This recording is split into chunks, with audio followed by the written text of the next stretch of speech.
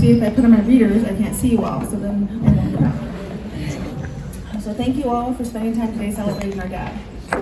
It is hard to plan a celebration for him when he is not here to celebrate with. We have all been feeling the enormous hole that his absence leaves, but like I told Scotty and Teddy, the hole wouldn't be so big if the love wasn't so much bigger. Man, I know he would be so happy to see everyone here together. And as you all know, he could make all of us laugh all of the time. But he was a man of few words.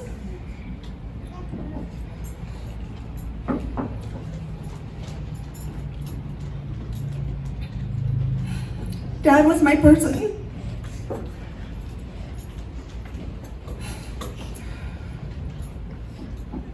Lauren asked me how many years I have not lived with him. I think the answer is around 15. So I lived with him for 40 years, and it's safe to say that I knew him better than anyone else. With that, I'm going to share with you the lessons he taught me. Our mom died when I was 12. I had every excuse to implode as a teenager. But those years, it was me and Dad growing up together. His love was so very strong that there was no space for me to implode. Somehow, his great big heart created a cushion for my wounds. So my first message to you from him, love each other with all your heart. He was a fierce competitor. How many of you did he beat at ping pong, golf, cards, basketball, tennis, laggers? I don't have all of his athletic skills, but I applied that competitive spirit to my education and work. Message number 2, always set a high bar for yourself. Play hard and leave it all on the field. Sometimes cheat.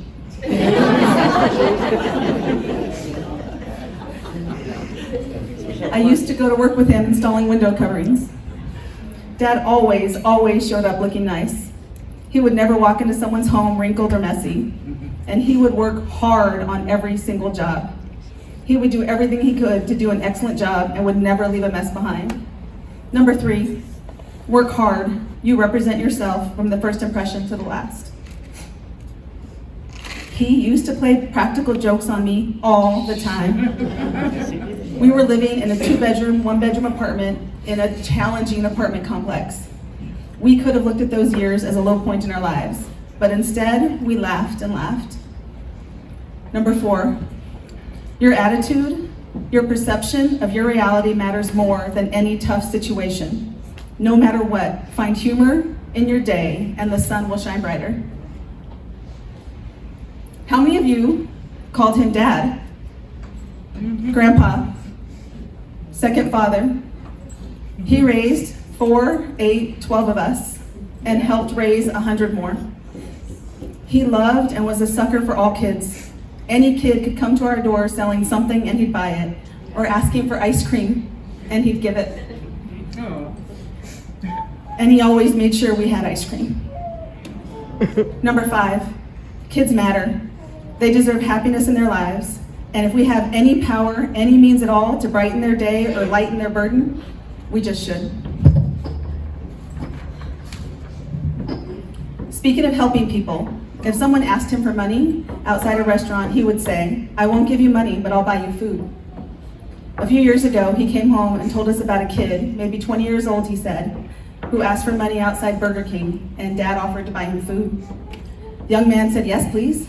Dad ordered 2 identical meals, one for each of them, and they sat at different tables. When Dad got up to leave, the young man stopped him and said, thank you. This is the first food I've had in 3 days. When Dad told us the story, he just cried. He felt so bad that that young man was just hungry. Number 6, be kind to other humans because you don't know what they are experiencing. And also, why not? The past 2 years, my dad picked up a new ritual. After every meal we had, he would say, this is the best breakfast, lunch, dinner I've ever had. And he meant it too. Sometimes it was the simplest pasta and Costco meatballs, but he never nitpicked, he never felt the need to count flaws or criticize. The light he gave us brightened our day. Number 7, we all have the opportunity every day to make someone's day brighter. Do that more. His great big heart was just full of gratitude all the time. In the last weeks of his life, his family was doing everything and anything we could for him. He literally burst into tears multiple times, thanking us for taking such good care of him and for just loving him so much. Number 8, live a life of gratitude, especially when things aren't going your way. I made a promise to him. I promised him that the love he gave us, that all of the great things he taught us would never come to an end. It is up to all of us in this room to live his legacy. This month, I have been told what a great man he was, that he was the best of us. If you are in this room, it's because you meant something to him. He isn't gone. He lives in every one of us. It is now our responsibility to live his legacy, live our own lives of love, humor, gratitude, and kindness. Go Dodgers.